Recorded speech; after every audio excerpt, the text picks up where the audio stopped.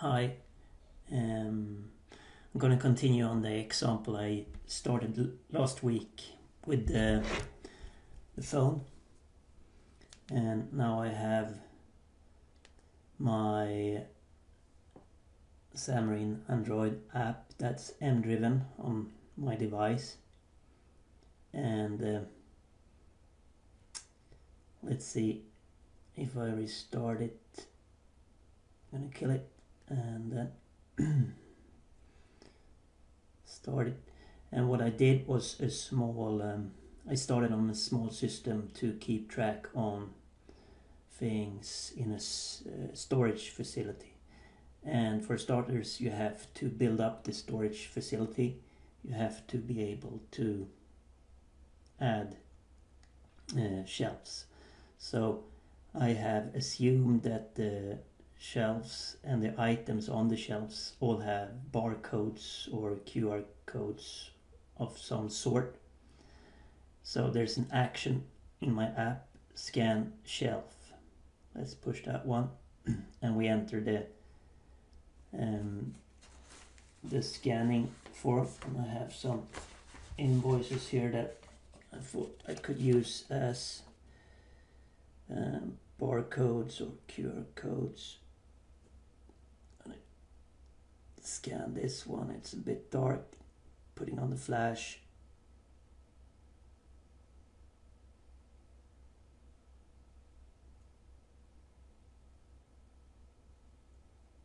Like that. And then I have the shelf, and then I want to scan items on this shelf. I'm going to take another code on this one, that one maybe, like that. That's one item. Let's see if I have another sucker here, and oops, not now, no, okay, that's a problem with the phones, always someone talking to you. Scan another item and scan this one.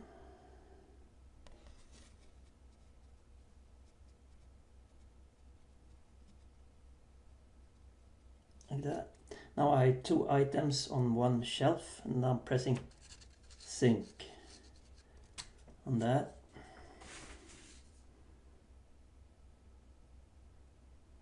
Not much of a visual feedback on that button, but I think it took. And then it pops up here on the screen. And it says it has two items, and as you hopefully can see, they are the same. So pretty cool. Now I have a MDriven application with one model here, and another MDriven application with another model here.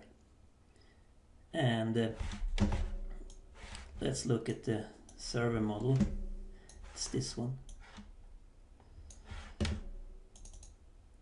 And what I did was I got shelf create request with a transient shelf and a transient item, and then I created the shelves and the shelves item.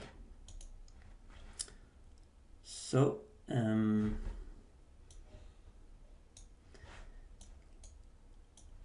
and the phone model, can look at that as well. It's this one. It's basically, when I started doing this, I started to plan my work. What do I need? I did it with the enterprise architect functionality, and designed a few of the processes that I need to do this. And the one that I've implemented now was the storage builder. Scan a shelf and scan items on the shelf and then sync them to the server. And to back this up, I have a view model that basically sends JSON to the server, and then the server interprets the JSON with JSON to objects and does work from there. So it's all pretty declaratively done and not much code at all.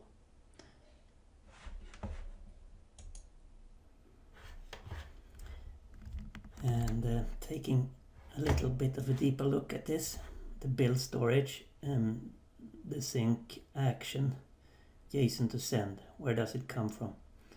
In the sync action, which is sync action is backed by this action here, this sync this action, and execute expression is this. What it says, it is grabbing view model as JSON, and the view model name is JSON for shelf create request, and the root for this is the vfound shelf. Okay, vfound shelf, what is that? The vfound shelf is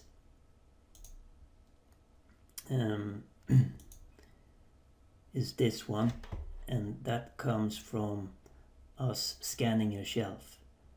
So the scanning a shelf is this action, and it brings up a view model I call scanner with a root object scan result transient.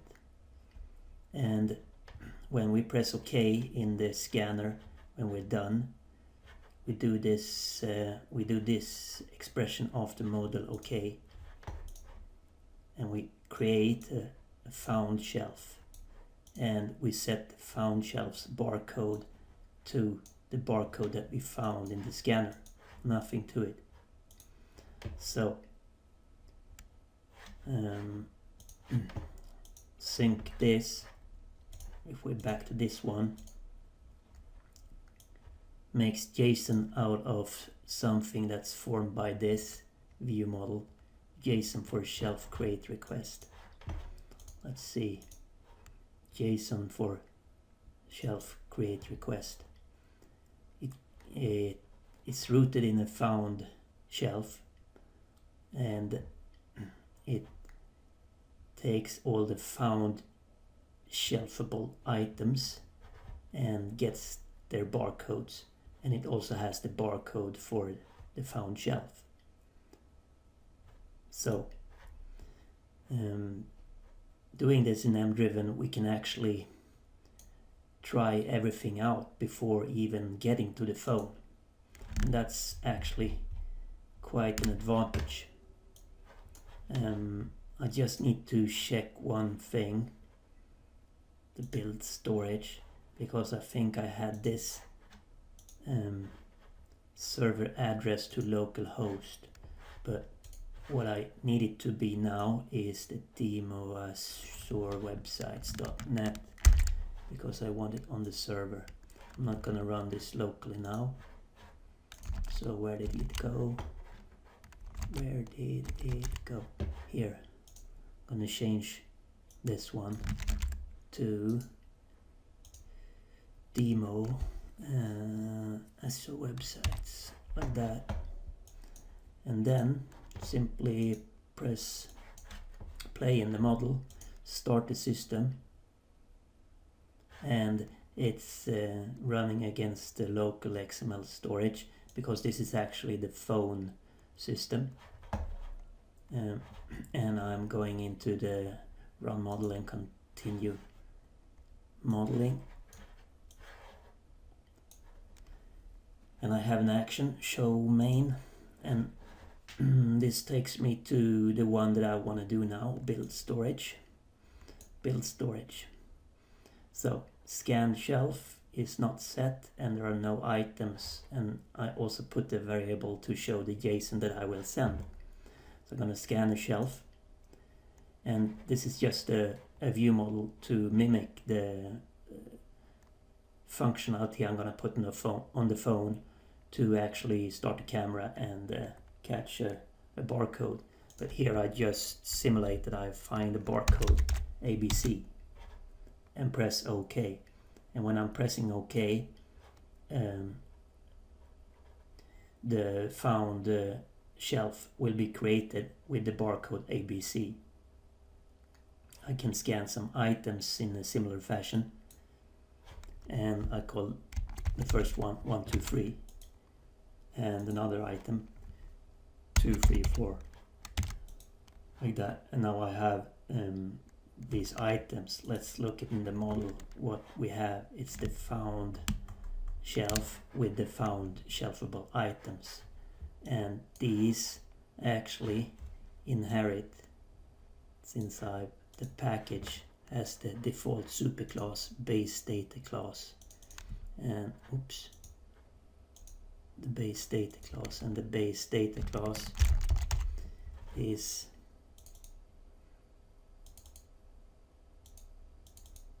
this class that has the barcode. So as I've done that, I should be able to sync this. And let's look at this one below it, like that, maybe. And when I sync this, I'm sending this JSON, barcode ABC, found shelfable items, barcode 1, 2, 3, barcode 2, 3, 4. And it pops up on the server. And when I click that, I have the barcodes here. So I'm able to prototype and simulate everything that I need to have my system working, and that's actually a big advantage. Later on, when I'm on the phone, I have checked the code gen of my view model, and we can actually open that project up in Visual Studio. It's a Xamarin Forms project, and it's called, let's see, app 4.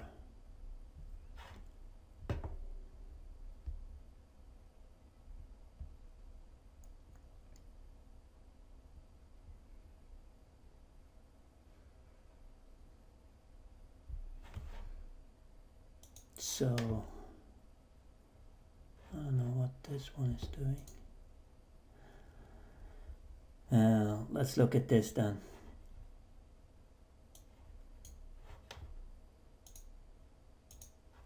I have the portable with MDriven project. That's a portable class library, and that will work on Xamarin and iOS, or rather Android and iOS, etc. And that's the model that I've used. And these are the code generated view models, the built storage that I was showing before. And that's the built storage view model, and here it is in code. Just a click and then you have it in code. And having it in code enables you to skip writing a view model here because you already have it. You just add a new page, a build storage page. And on the phone we don't have the automatic generated UI. You have to write the UI yourself. And in Xamarin Forms you do it with a XAML-like syntax. But what we do in our build storage page, which I call the view, is actually just getting a hold of the ecospace and creating the build storage view model. And here I also set the server address in the phone because I couldn't run it against the local machine because this uses HTTPS and the server certificate is wrong, etc., etc. So you know the drill. And doing this, I have full access to the data to bind to it, and here are the actions. I have one for scan shelf, scan item, and sync, and then I bind the data, the scanned shelf, and the JSON to send. I also put that on the form to make it easy for debugging. That would probably be dropped before production. And then I have an item list view that follows the association or the nesting in the view model, found shelfable item list. And if you remember, we will find that in here. That's this one. So we're going that, and then we should find the barcode. And the barcode is, let's see, list item, label, barcode. So there's the barcode. So very easy to just write up the sample for the view. Let's look at these actions: scan shelf, scan item, and sync. So what the scan shelf does, it's opening up a setSing scanner page, which is the component that we use for this, and it waits for the scanner result, and when it's done, it closes the window and gets the scan result. And then I'm back to the view model.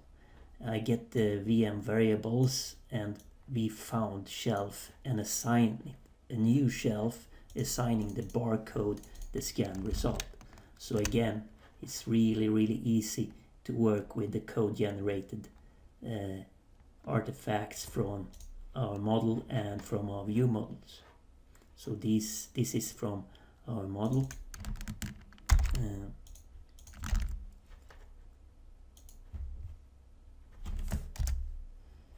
Like here.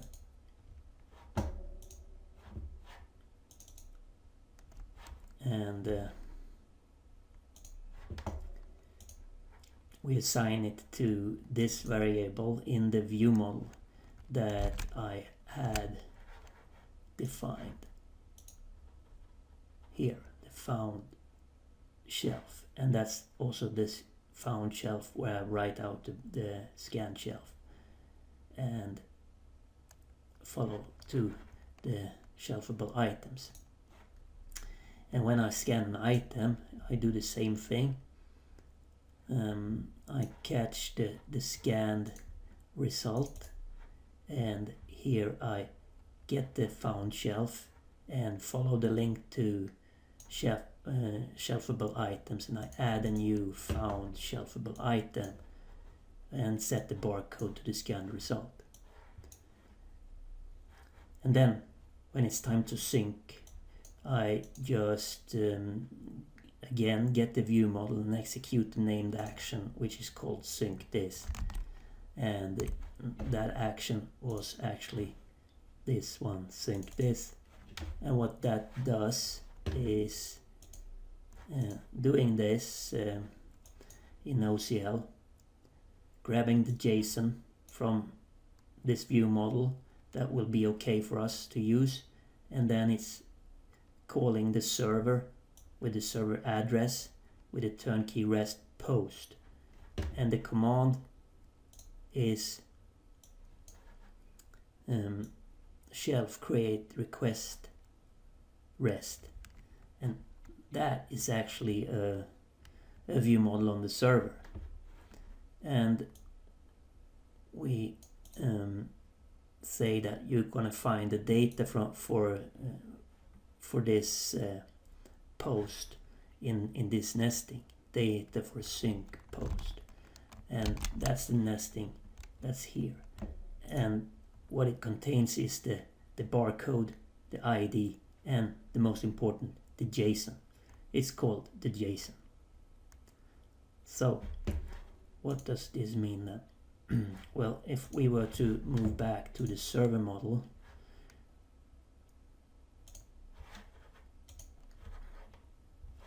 we should find this view model that where we receive it, shelf create request rest. This was the one that received the information, and whenever we get a post like this, we execute actions that's on top, and then we assign all the properties that are in between, and when that is done, we execute the actions on below. So we start by creating a new request, shelf create request, which is a model object, and assign it to a variable. And also we receive we match what's coming in the post request, the JSON, and that ends up in the new request, the JSON. All right, and then when that is done, we execute this action, and there's quite a lot going on. What does it do? Well, it's nothing too mysterious. It calls JSON to objects with the JSON that we got. So it's creating objects from the JSON we got, and it's stating here that it should return or create the things starting from transient shelf. So transient shelf is actually a model class here, and you see this one has the same name, found shelfable item list, as we find in the JSON. So when the JSON is interpreted, it will find this, and then it will automatically create the transient items for each item that I have scanned. And of course, I've called these transient because they are marked as persistent false. So these will only exist in memory and be washed away when appropriate. But that will not do, because we need the information, we're going to save it. So why do we do this? Well, now we have the transient hierarchy of the information, and we are done with the JSON, because now we have interpreted JSON. And then we can use that, and we assign a link to an existing shelf, a correct shelf, if we find one, because we match on the shelf barcode with the barcode that we got in and put in the transient. If there is one, this will be assigned. Good. But what if there is none? Well,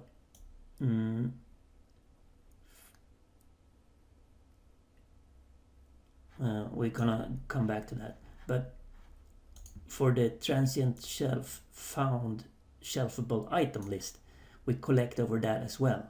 These are the items that we have found, that we got from the JSON that we created objects for, transient objects.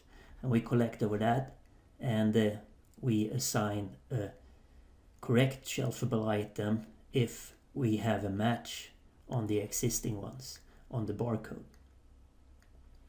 So now we have dressed the transient with the pointers to the correct ones if they exist. Now we enter the section which I call creation. So if there is no shelf, it returned null here, didn't find one, then we create a new shelf. And the new shelf we created, we assign the barcode to the transient barcode. Otherwise we don't do anything. Okay, and for the shelfable items, we collect all that don't have a real item where it's empty, and then we create a shelf item, a correct shelf item, and assign the barcode. So this is really just one way to think through what you need to do to sync from the object space that you have on the phone, and how to react to it on the server. And your rules may be different, but they should be all clear in the OCL, which are kept in the model and fully documented. So having done that, we can well, actually we're done. That was what I had in mind to show you for today. Just a quick note that we now also have the MVC going. So normally when you do views in the web view UI, you get this Angular implementation, which is super cool. And but it comes with a sort of a cost. If you have 1 million users on your site, you might not want to use up the server resources that are needed to back this. And then of course there's the MVC. So this is the same view model, but renders as MVC instead. And it behaves a little different, but the functionality is very much exactly the same. So good to know. Thank you for listening.